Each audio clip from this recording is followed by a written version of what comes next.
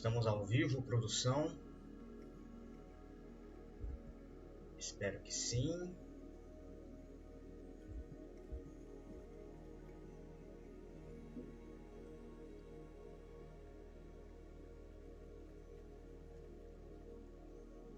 Paz e bem a todos.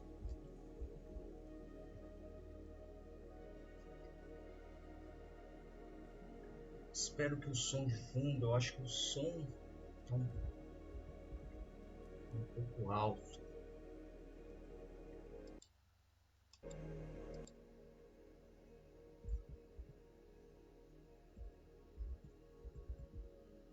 Acho que assim fica melhor. Então já faz um tempo que eu não faço o Evangelho do Dia. Vamos fazer essa pequena reflexão sobre o Evangelho de hoje.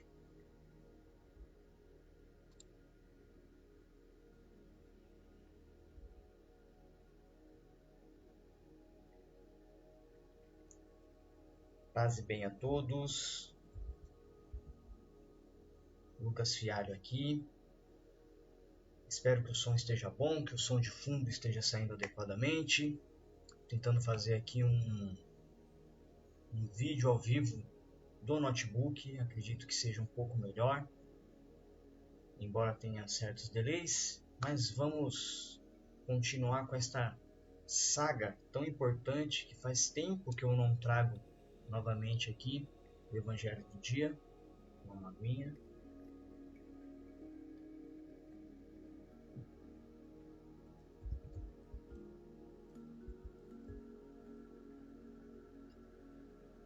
E hoje trazendo aí um evangelho bastante polêmico. A gente pode fazer uma reflexão bem interessante do que se trata esse evangelho. Então, vamos a ele, finalmente. Então, proclamação do evangelho segundo São Marcos. Glória a vós, Senhor. Naquele tempo, Jesus voltou para a casa dos seus discípulos e de novo se reuniu tanta gente que eles nem sequer podiam comer. Quando souberam disso, os parentes de Jesus saíram para agarrá-lo, porque diziam que estava fora de si.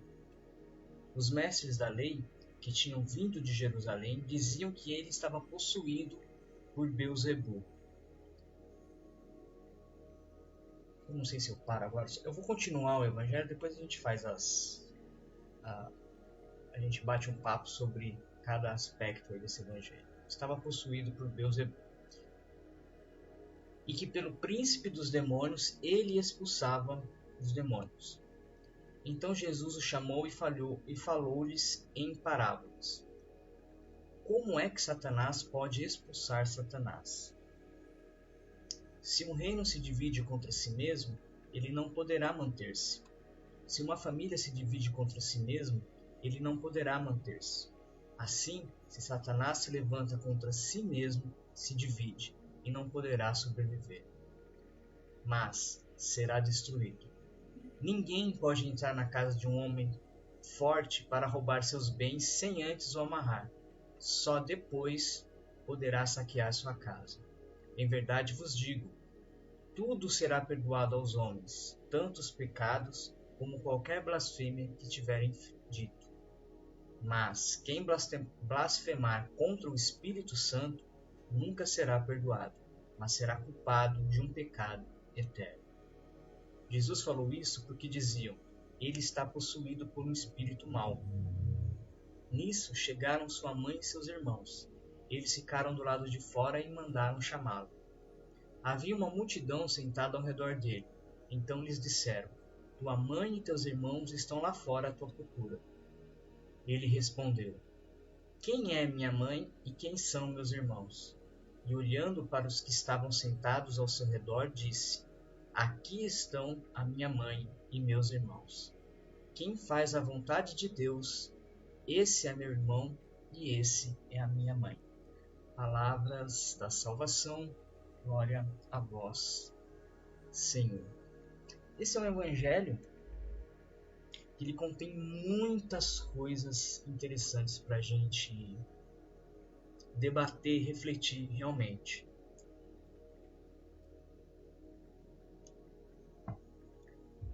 A primeira questão interessante é esse cabrinha aqui, ó, Beelzebul, né, que na realidade, ficou conhecido pelos judeus, né, pelos hebreus, principalmente por conta do exílio da Babilônia. Os fenícios e os babilônicos, eles cultuavam Beelzebul, que na realidade eu não me recordo bem se essa palavra Beelzebul ela foi traduzida do grego ou do latim, ou passou do hebraico para o aramaico, enfim. O que aconteceu é que ela é uma tradução, uma aliteração da palavra Baal, que era esse deus que era cultuado aí pelos fenícios e pelo povo babilônico. Na verdade, ele é um deus bastante cultuado em todo o Oriente naquela época, mas principalmente na Babilônia, que foi onde os hebreus entraram em contato com esse deus Baal. E desse nome, dessa palavra Baal, foi traduzido, foi transformado em Beelzebul, uma forma, como falam os príncipes dos demônios. Por quê? Como Baal era cultuado, era um deus de climas e principalmente um deus das tempestades, e era um deus poderoso, ele fazia o contraponto com o deus dos hebreus, que nessa época estavam em exílio na Babilônia como escravos. Então eles viam toda aquela cultura babilônica, fenícia, e o culto a esses deuses, principalmente a Baal, como um inimigo. Demônio, diabo, significa inimigo, significa opositor. Então Baal era um opositor ao Deus de Abraão, ao Deus de Moisés, ao Deus dos hebreus. Então Beelzebul acabou ficando um sinônimo de um nome realmente de um demônio, o príncipe dos demônios. Enfim, cada um tem uma interpretação do que era, mas era um deus demoníaco, ou seja, um deus que era um contraponto do deus dos judeus, do Deus de Israel. E, resumindo o evangelho essa parte, as pessoas falavam que Jesus estava possuído pelos demônios, e por isso que os demônios, possuído pelo Beelzebul, que era o príncipe, o rei dos demônios ali, por isso que os demônios saíam das pessoas, por isso que ele curava, por isso que eles faziam os milagres, porque na realidade eles eram amigos de Jesus, e Jesus conseguia desse modo reverter toda aquela situação dos demônios. Jesus fala que não era, que na verdade ele estava possuído, continha o poder de Deus e não dos demônios.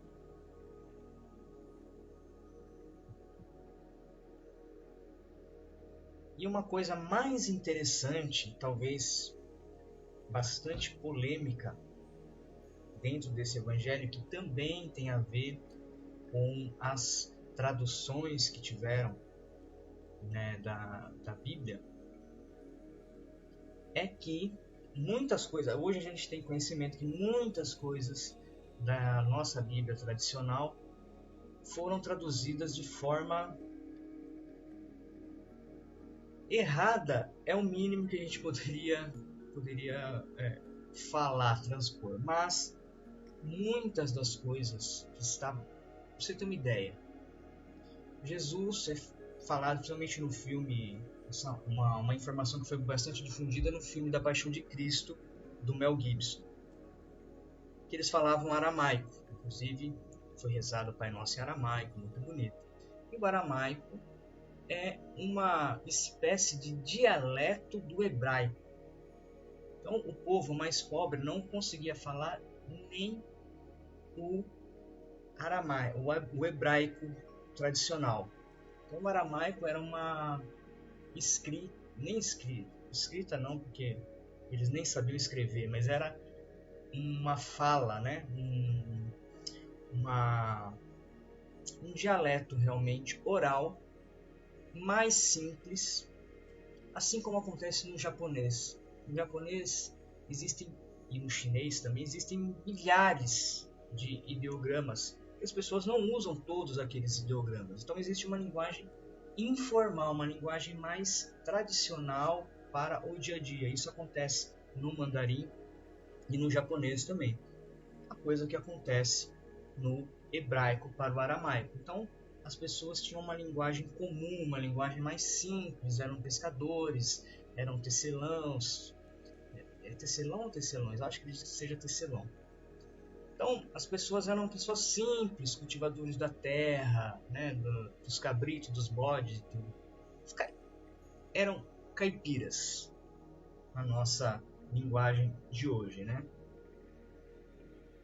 Era como o caipirês. Se você vai para a cidade, você não entende o que os caipiras do interior falam.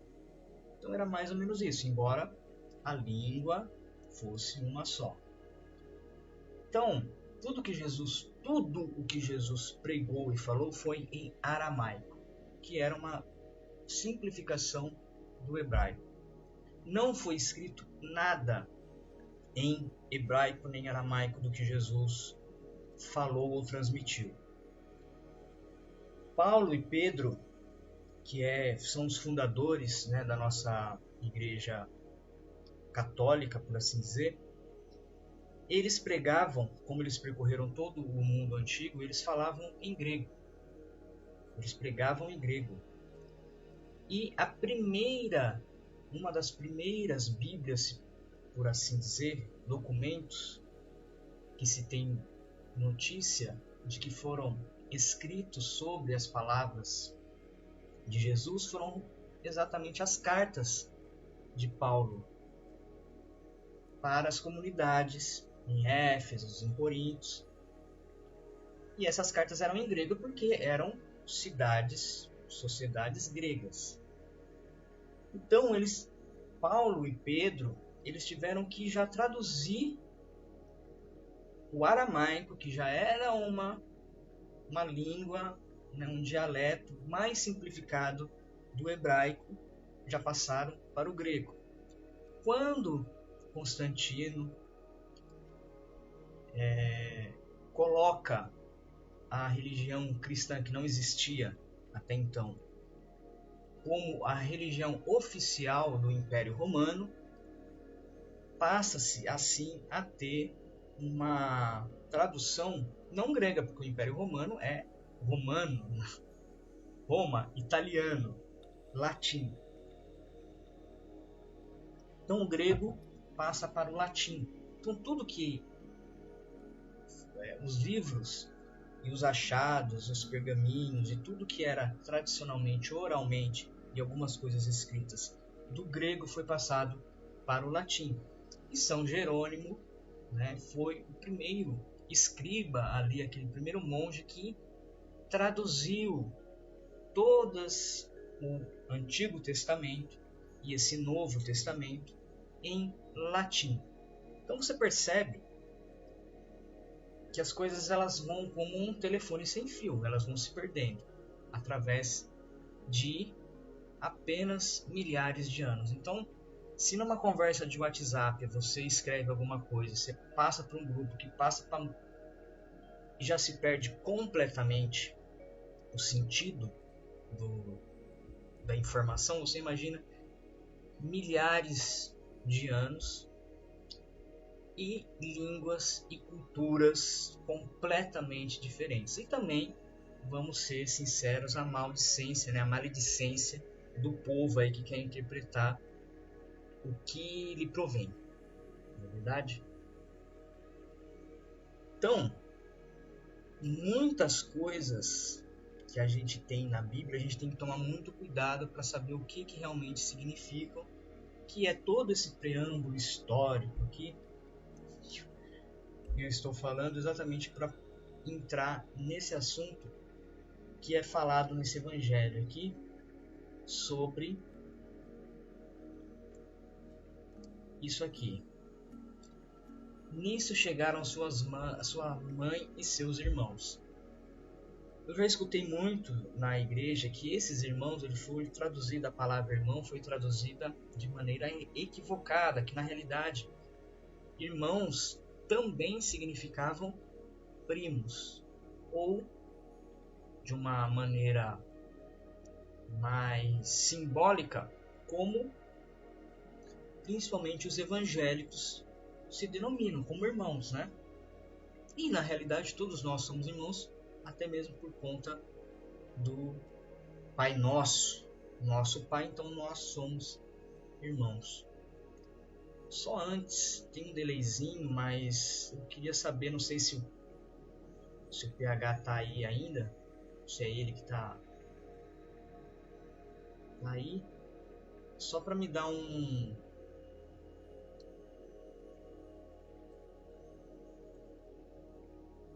Não sei. Só para me dar uma informação se está tudo certo aí com o som. Eu não sei se o som está muito bom. A música de fundo está atrapalhando, alguma coisa nesse sentido. Mas vamos lá. Se dá para escutar bem. Enfim. Então, causa até uma certa polêmica, porque... Beleza. Quando fala sua mãe e seus irmãos, muitos interpretam isso como uma literalidade, como se Jesus tivesse mais irmãos e que Maria tivesse tido, obviamente, outras relações sexuais com José para que houvesse o nascimento dos irmãos, uma coisa que a igreja repudia totalmente. Ela é conhecida como Nossa Mãe Virgem Maria, porque foi concebida pelo poder do Espírito Santo. E aqui, principalmente muitos evangélicos e muitos ateus, eles têm essa carta na manga para falar lá, ó, Jesus teve irmãos, e aí entra com aquela coisa da tradução, que a palavra irmãos poderia significar primos, ou que irmãos era um termo amoroso das sociedades cristãs, que até hoje, como nós comumente nos chamamos de irmãos. Então, quem está certo, quem está errado, fica a critério da fé e da liturgia de cada um, dos dogmas da religião de cada um. O fato é que Jesus ele fica meio pistola com esse negócio aí, né? Porque falaram que a mãe e os irmãos deles estão, né? Estavam aqui, ó, havia uma multidão sentada e disseram: tua mãe e teus irmãos estão lá fora à tua procura. E Jesus é meio rude, né? Quem é a minha mãe? Quem são os meus irmãos? Que também é utilizado para diminuir o culto a Nossa Senhora, por exemplo. Falou, nem mesmo Jesus dá muita moral para Maria, que é uma coisa que acontece também no primeiro milagre que Jesus faz, em que ele é de uma maneira um pouco também rude com Maria, né? Não chama ela pelo nome, aqui também não, fala que somente mãe, e ainda fala mãe, aqui de uma forma, né, amorosa, mas nesse evangelho das bodas de Caná ele fala mulher, né? O que eu tenho a ver com isso? Ele é de uma maneira muito rude, e aqui existe um tom também bastante similar, em que Jesus trata Maria com um certo distanciamento, não diria desprezo, mas um distanciamento. E nas próximas linhas a gente vê que realmente é bem isso mesmo, porque ele fala, né? Quem é a minha mãe e quem são meus irmãos? E aí ele olha para aquela multidão, né, para os apóstolos, para os discípulos e a toda a gente que estava ali e fala: aqui estão a minha mãe e os meus irmãos. Quem faz a vontade de Deus, esse é meu irmão, minha irmã e minha mãe. Então a gente vê que, a princípio, a gente pode entender isso como uma certa característica rude de Jesus, mas aí ele meio que dá a volta por cima e fala: quem faz a vontade de Deus é meu irmão, minha irmã e minha mãe. Ou seja, né, o que ele fala ali é que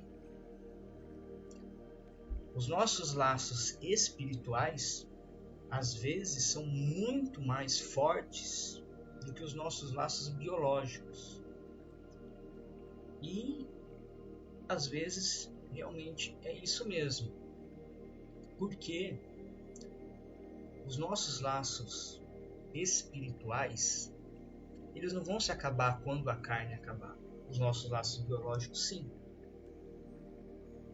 E embora a gente fale muitas vezes, a gente não escolhe nascer na nossa família,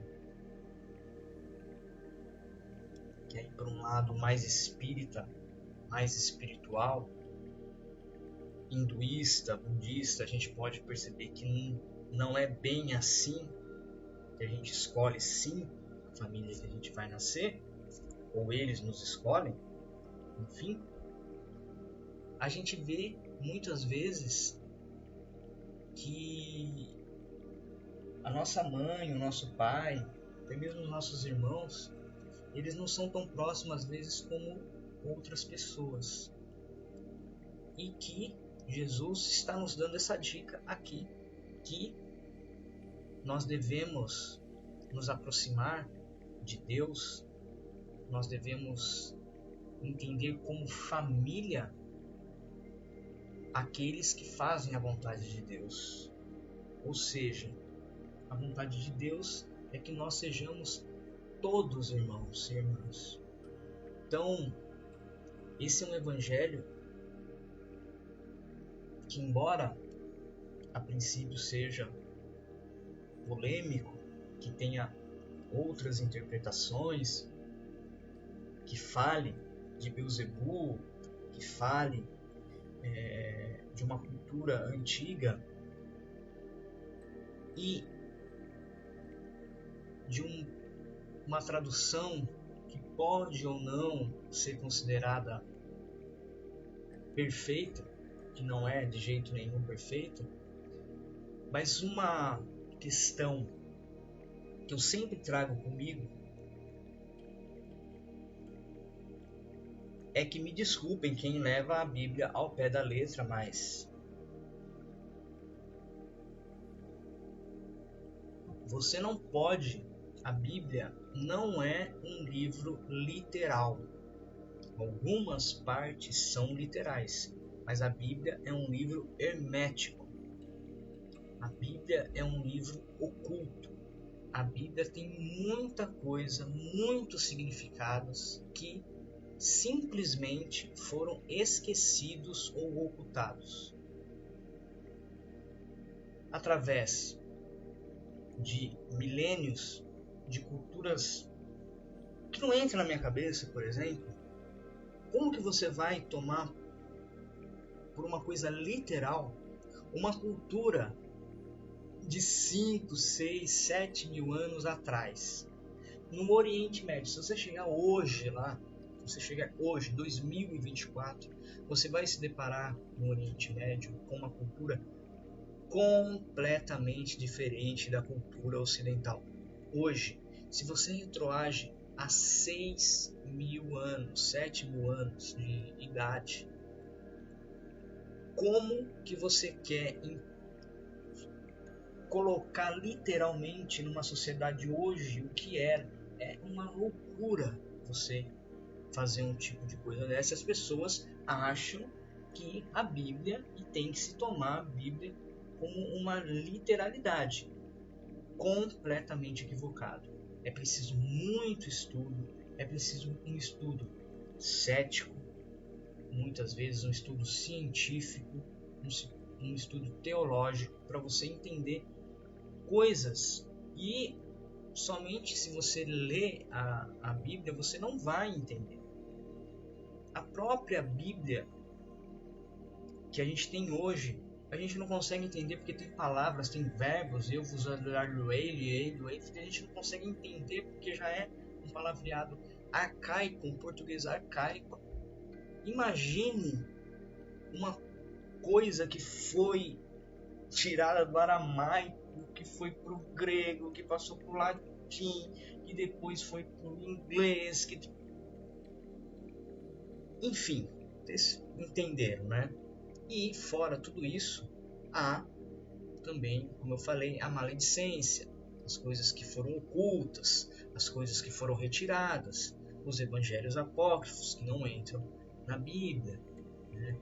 Embora o Alcorão e a Torá, que são o Antigo Testamento, né? A Torá, o Antigo Testamento dos judeus, e o Alcorão, o Antigo Testamento dos islâmicos, tenham uma diferença muito pequena, já existe uma diferença entre o Alcorão e a Torá. Para os judeus, o Pentateuco, né, que são os primeiros 5 livros atribuídos a Moisés, também são esses livros que trazem toda a cultura e também a mística judaica. Então, parte do Antigo Testamento que hoje a gente conhece, para os judeus eles não ligam tanto assim, né? Eles se debruçam com o estudo principalmente dos 5 primeiros livros. Então, existem muitas coisas ocultas, muitas coisas que a gente a quantidade de informação que se perdeu durante todos esses milhares de anos. Então a gente tem que ter muita cautela, muita parcimônia ao ler e a interpretar a Bíblia. Quem está certo e quem está errado?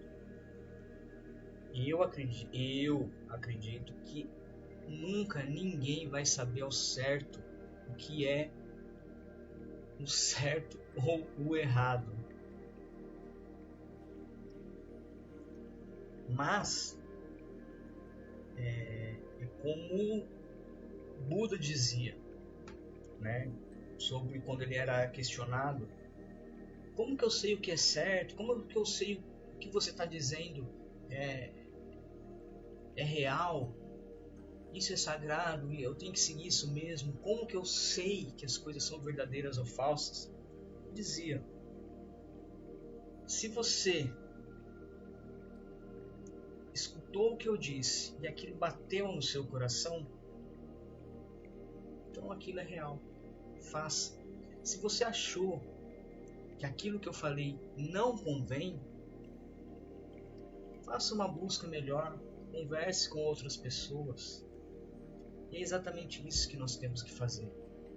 Porque às vezes a gente vê pessoas pravejando, falando, até com uma eloquência, com uma dialética, com uma retórica maravilhosa e te convence. E será que aquilo realmente... Que eu vejo muita coisa, principalmente na internet, muita coisa bonita até, muita coisa que me deixa emocionado, mas você fica com a pulguinha atrás da orelha. Quando você tiver essa pulguinha atrás da orelha, busque mais. Vá mais a fundo. Então isso é primordial para você entender. E aqui, para encerrar o nosso papo,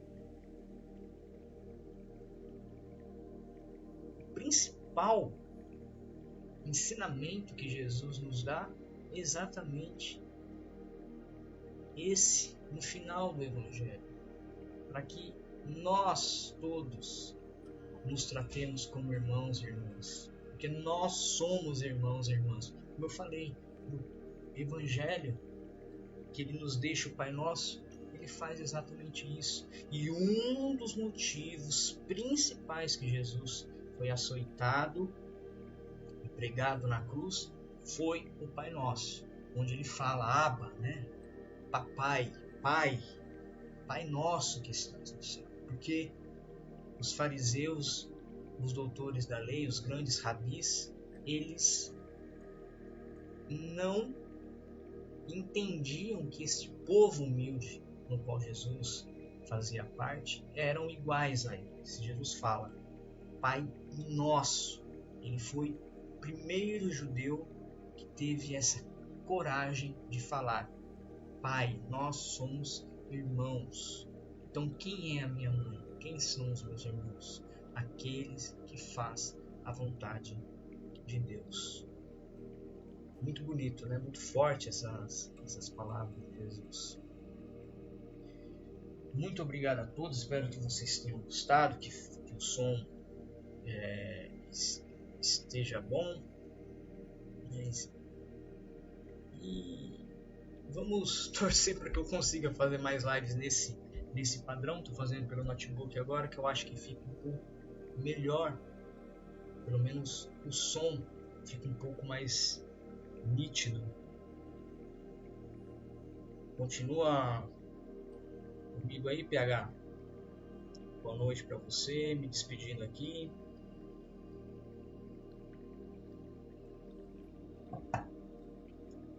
Se quiser falar alguma coisa. Eu nem sei quanto tempo fiquei aqui. Preciso, inclusive, dá para saber no OBS. Meia hora. Meia horinha. Tá ótimo.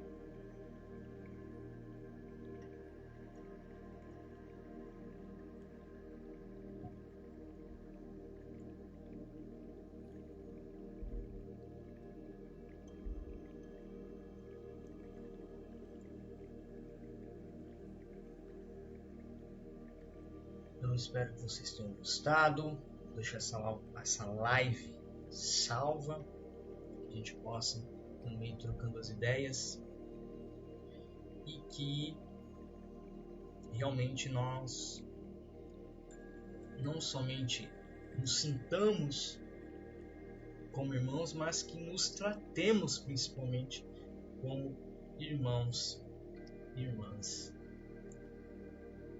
Muito obrigado, paz e bem a todos, boa noite e até mais.